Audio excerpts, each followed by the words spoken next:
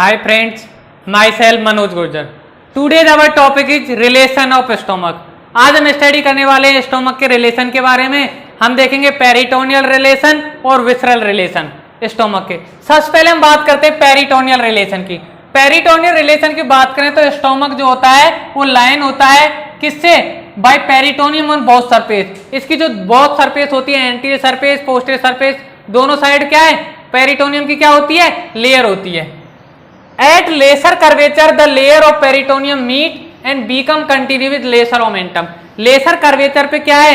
Peritoneum की जो layer है वो क्या मिलती है और कंटिन्यू करती है किसके साथ? लेसर मोमेंटम के साथ। ग्रेटर कर्वेचर की यदि बात करें, at greater curvature two layer of peritoneum meet मिलेंगी और क्या बना देंगी? ग्रेटर मोमेंटम बनाती है।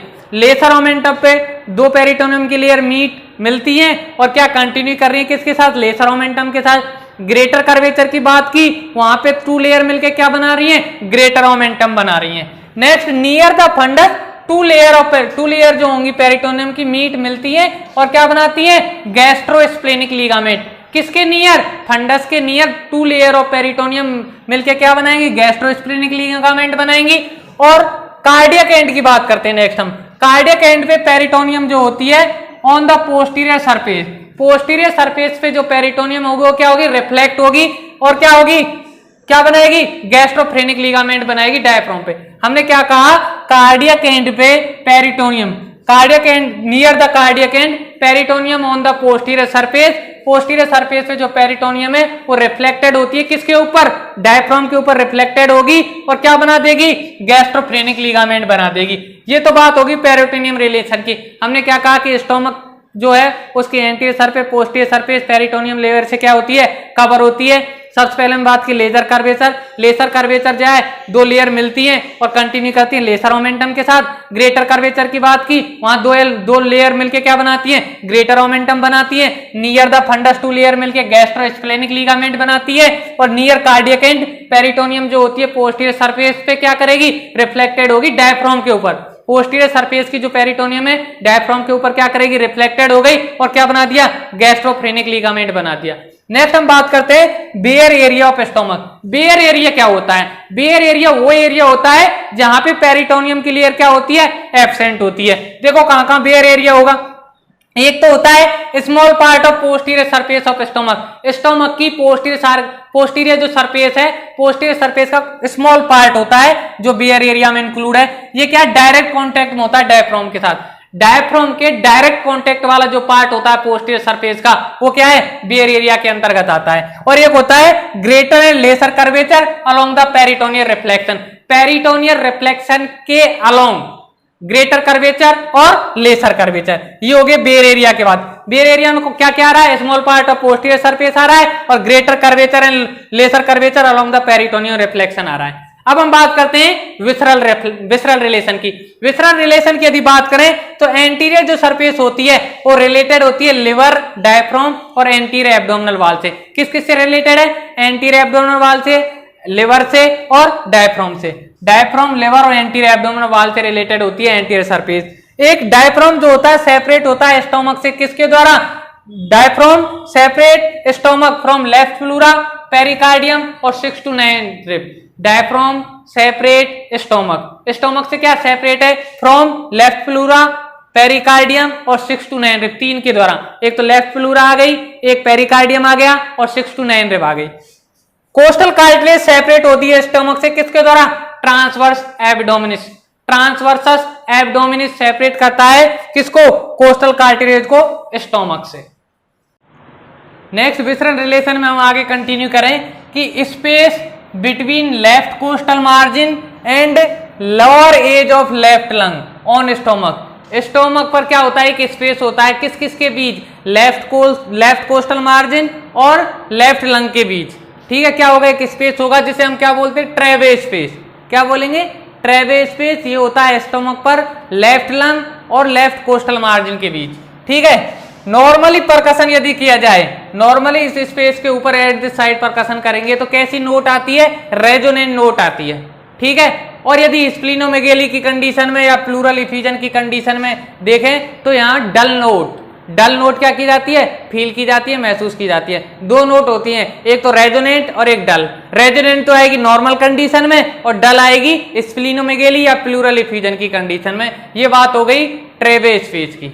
नेक्स्ट हम बात करते हैं पोस्टीरियर सरफेस की बात। पोस्टीरियर सरफेस जो होती है वो रिलेटेड होती है ऑल ऑफ स्ट्रक्चर जो क्या बनाती है, स्टोमक बेड। स्टोमक बेड जो बनाएंगे स्ट्रक्चर उनसे क्या रिलेटेड होती है, posterior surface of stomach related to structure forming stomach bed. Stomach bed बनाने वाले स्ट्रक्चर से रिलेटेड होती है पोस्टीरियर सरफेस। अब स्टोमक बेड कौन कौन सी स्ट्रक्चर बनाती हैं, स्टोमक बेड जो बनाएंगे स्ट्रक्चर वो क्या है, एक बात और ध्यान रखना, स्टोमक बेड जो भी स्ट्रक्चर बनाएंगे ऑल स्ट्रक्चर सेपरेट होती है स्टोमक से cavity of lesser sac. Lesser sac की कैविटी की तरह क्या है, स्टोमक से सेपरेट होती है ऑल ऑफ स्ट्रक्चर जो क्या बनाती है, स्टोमक बेड बनाती है।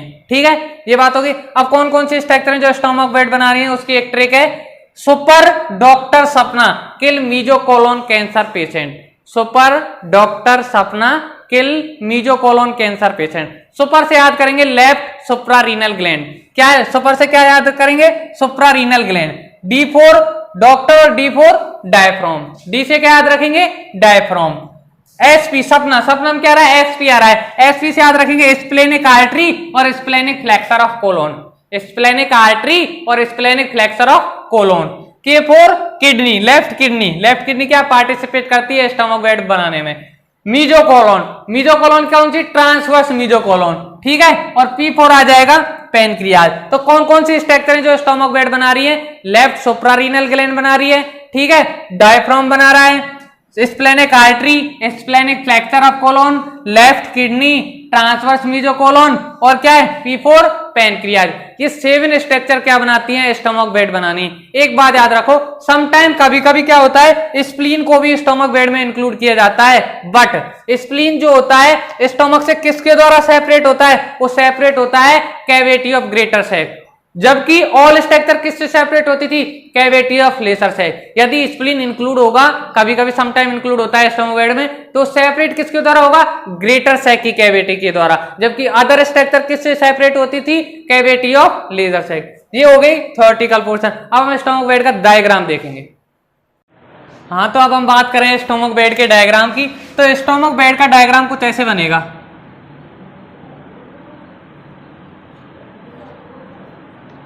स्टमक बेड का डायग्राम यदि हम बनाएं,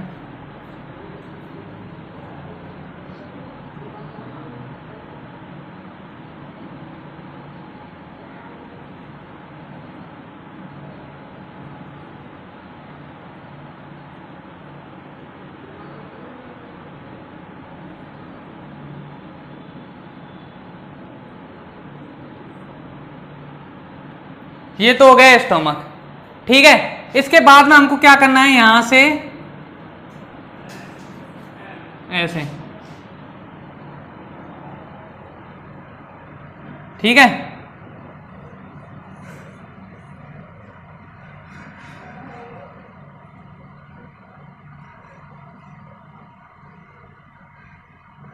ऐसे, ठीक है, इतना कर देना है इसको। इसके बाद में आपको क्या करना है, देखो यहां से इसको मिलाना है, यहां से इसको मिलाना है, यहां से इसको मिला देंगे, ठीक है, और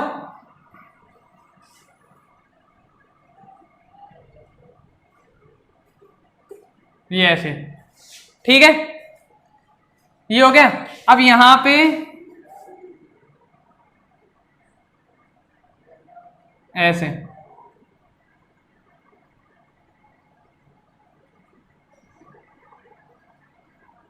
ये हो गया डायग्राम कंप्लीट। अब इसकी लेबलिंग करें, ये डायग्राम हो गया, यहां पे ये सीलिएक ट्रंक और ये हो जाएगी आर्टरी, ठीक है। लेबलिंग यदि हम करें तो ये जो एरिया है, ये वाला एरिया, ये होता है area related to diaphragm, area related to diaphragm, ठीक है, ये हो गया।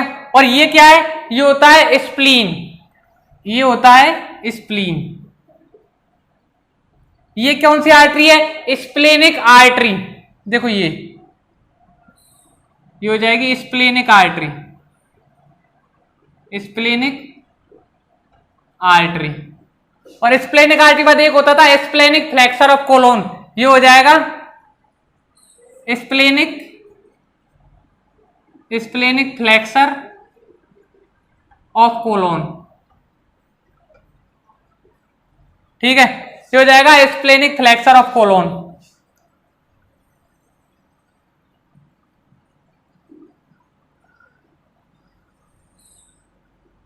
स्प्लेनिक फ्लेक्सर ऑफ कोलोन, ठीक है। इसके अलावा ये क्या है, ये होता है, देखो ये क्या होता है, ये होता है सीलियक ट्रंक, सीलियक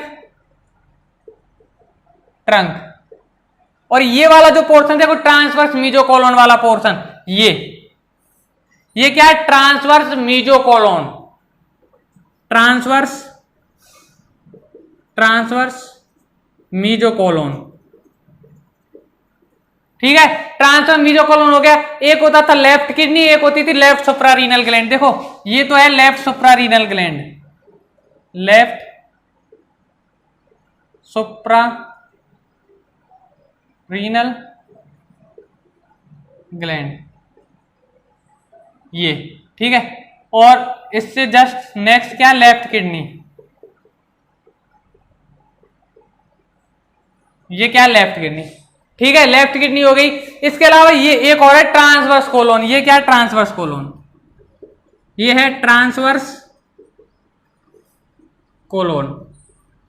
तो ये डायग्राम हो गया किसका, ये फिगर है किसका, स्टोमक बेड का, स्टोमक बेड। स्टोमक बेड कौन कौन सी स्ट्रक्चर बना रही है, देखो लेफ्ट सुप्रारीनल ग्लैंड, ठीक है, इसके अलावा लेफ्ट किडनी, ठीक है, डायफ्राम, ठीक है, splenic artery, splenic flexure of colon, ठीक है, इसके अलावा ट्रांसवर्स मीजोकोलोन, और एक होता है क्या, पेनक्रियाज। देखो ये पेनक्रियाज,